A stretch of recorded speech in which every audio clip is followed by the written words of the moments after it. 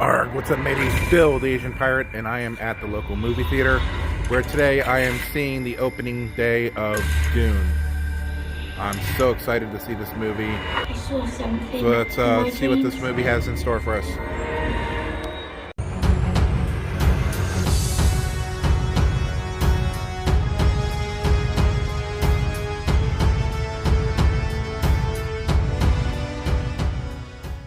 Welcome back, guys, to the channel.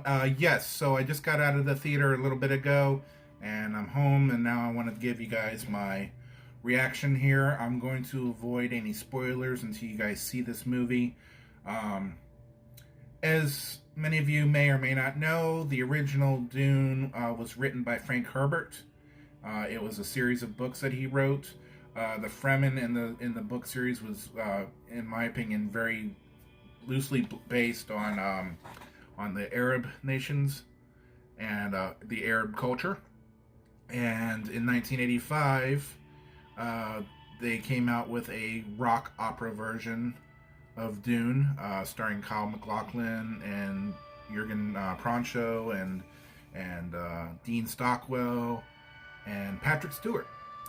And originally, when it was in the theaters, the movie bombed, but since over the years it's gotten a cult following. It's, in my opinion, one of the greatest science fiction rock opera epics of the 80s. Not that there was a lot back then anyway, but still, I mean, I love the movie. I'll rewatch it all the time.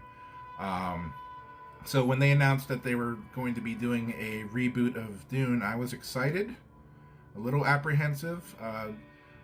They also did a mini series of Dune on Sci-Fi Channel a few years ago, and again, I didn't have a problem with it. I just thought it was another interpretation of the material, and I enjoyed it. But again, it wasn't a huge commercial success. So now you have Denis Villeneuve, who is helming this new version of Dune, and it's going to be a two-parter. The story is so massive that he knew that he wasn't going to be able to fit it all into a 2 or 2.5 hour movie. So they are splitting the story up into two parts. So the movie that got released today is part 1. And I have to say, I was just floored by the grand scale of this movie. It was epic in every single way. Now, it's a very dense story. So you really have to, you have to pay attention to the plot to understand what's going on.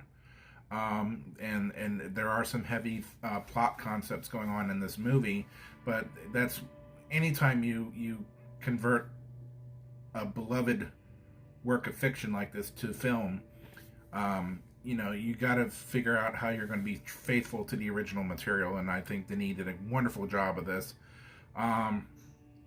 There was no rock opera aspect to this, no rock band doing the soundtrack. The soundtrack was done by Hans Zimmer. As many of you know, he is quite the prolific movie composer. And I liked it because it was a good mix of electronic and Arabian tribal music. Just a good melding of the two sounds. The actors were just incredible in this movie. I mean, there were a couple of really big key actors. Chalamet was awesome as young Paul Atreides. I have to say that Oscar Isaac just nailed it as Duke Leto. And even Jason Momoa got to play Duncan Idaho. And without spoiling it too much, I will say that one of my biggest complaints of the movie, of the 1980-something movie, I think it was 85, was that Duncan's role was very diminished in that movie. But in this movie, Duncan's role is a lot more prolific and profound. And just his whole story arc in this part 1 is just incredible. So I loved it. And, it's just, I was a little sad to see that I was the only one in the theater for this. Granted, it was 1 o'clock in the afternoon on a Friday. I know a lot of people are in school or still at work. I'm hoping that tonight and through the weekend they'll get some good box office numbers. But I have to tell you guys, this movie just far exceeded my expectations, even though we had to wait, and there was delay after delay of getting this movie to release because of the pandemic. But it was definitely worth the wait, and I would plead with you guys, don't wait to stream this movie. You need to see it on the big screen. You need to go see it in the theater. And if you can afford it, go see it in IMAX, because it was filmed in IMAX. It was made for IMAX. I didn't do IMAX today because I was using a free movie ticket that my employer provided to me. So I definitely plan on going back and rewatching this movie again while it's in theaters, and I will definitely shell out the extra money to go see it in IMAX. Yeah. I can't say enough about this movie, guys. I highly urge you guys, if you're looking for a fun thing to do this weekend, go see Dune. Go see Dune, and if you like political intrigue and battles and deep storylines and philosophical ideas and this is going to be the movie for you guys. I just can't say enough about it. And again, I have to cut it off there because I don't want to spoil anything for you guys. I will say, just to let you guys know, I stayed through the whole credits just to see if there was going to be an end credit scene, and there wasn't. I was disappointed about that, seeing how part 2 is coming.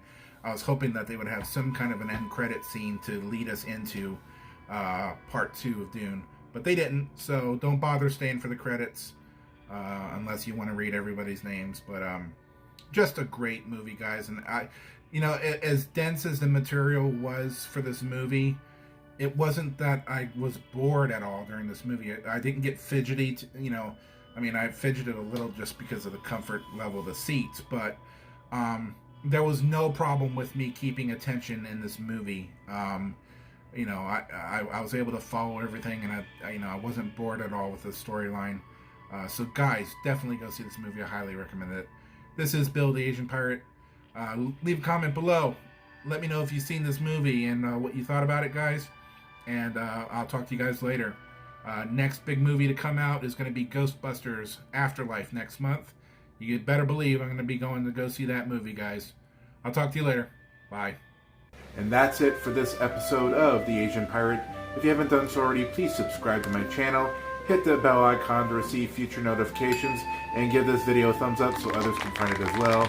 This is The Asian Pirate. Live long and prosper.